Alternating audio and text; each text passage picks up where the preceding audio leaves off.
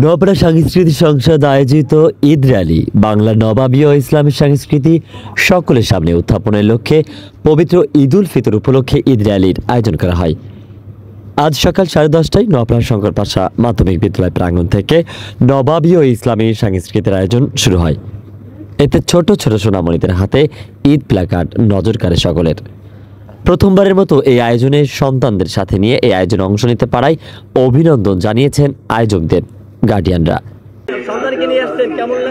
খুব ভালো লাগতেছে, এবারেরটা খুব ভালো লাগতেছে, নিজের কাছে খুব ভালো লাগতেছে। হ্যাঁ, ইনশাল্লাহ খুব ভালো লাগছে। আমরা এতদিন পরে একটা উৎসবমূলক পরিবেশ অভয়নগরে সৃষ্টি হয়েছে, এজন্য আমাদের খুবই ভালো লাগছে। আলহামদুলিল্লাহ, এবছর এই আয়োজন আমার খুবই ভালো লাগছে এবং মনোমুগ্ধকর। এরকম আয়োজন আমার বুঝার পর থেকে এরকম আয়োজন আমি কখনোই দেখিনি। জি আলহামদুলিল্লাহ, এখানে একটা ব্যতিক্রমধর্মী প্রোগ্রাম এখানে চালু করেছে যুব সমাজ এবং আমাদের বর্তমান যারা সাংস্কৃতিক সংসদ, অভয়নগর সাংস্কৃতিক সংসদ, তাদেরকে আমরা অভিনন্দন জানাই, শুভেচ্ছা জ্ঞাপন করি যে প্রত্যেকবার এইভাবে বাচ্চা এবং সহ আপামর জনসাধারণ যারা আছে সকলকে নিয়ে ঈদ ভাগাভাগি করে আমরা ঈদের শুভেচ্ছা এখানে ভাগাভাগি করতে পারছি। এটা যে আলহামদুলিল্লাহ আমরা অত্যন্ত আনন্দিত, গর্বিত। তবে আমরা বেশি আনন্দিত হতাম যদি ফিলিস্তিনের ভাইয়েরাও আমাদের মতো আনন্দে ঈদ উপভোগ করতে পারতো, তাহলে আমরা আরো খুশি হতাম। আমরা আল্লাহর কাছে ফরিয়াদ জানাই যেন আমাদের ফিলিস্তিনের ভাইয়ের আগামী ঈদগুলো সুন্দরভাবে তারা উদযাপন করতে পারে। ধন্যবাদ।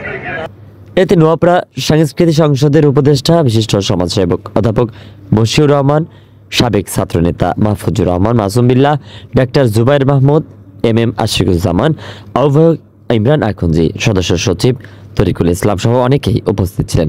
আলহামদুলিল্লাহ, দীর্ঘ 17 বছর পরে আমরা সুস্থ সংস্কৃতি নিয়ে আমরা উপস্থিত হয়েছি।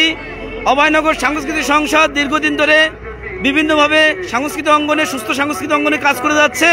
আগামী দিন আমরা আরও প্রকাশ্যে আরও অনেক কাজ করার জন্য আমরা সিদ্ধান্ত নিয়ে এগিয়ে যাচ্ছি। তার বহিঃপ্রকাশ আজকের এই র্যালির মাধ্যমে আমরা করতে যাচ্ছি।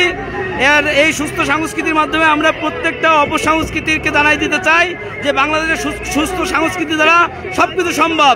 অসুস্থ সংস্কৃতি আস্তে আস্তে আমরা এই দেশ থেকে আমরা বিতাড়িত করবো ইনশাআল্লাহ। সবাইকে ঈদের শুভেচ্ছা, ঈদ মুবারক। আসলে বাংলাদেশে যেভাবে ঈদ উদযাপন করা হতো এবছর একেবারে ভিন্নধর্মী।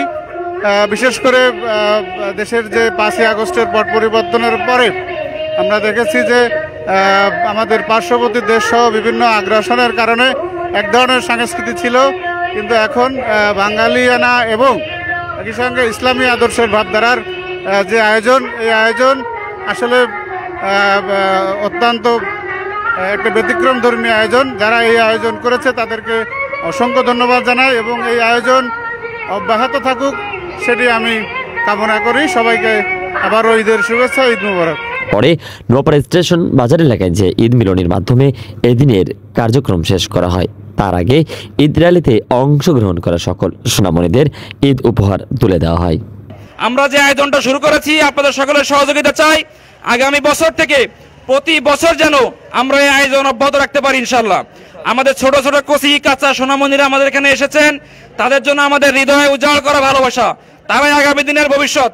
ওদের এটা মনে থাকবে, ওরা যখন বড় হবে তখনও মনে থাকবে যে আমার বাবারা, আমার চাচারা, আমার আঙ্কেলরা এমন একটা প্রোগ্রামের আয়োজন করেছিল, সেখানে আমরা গিয়েছিলাম।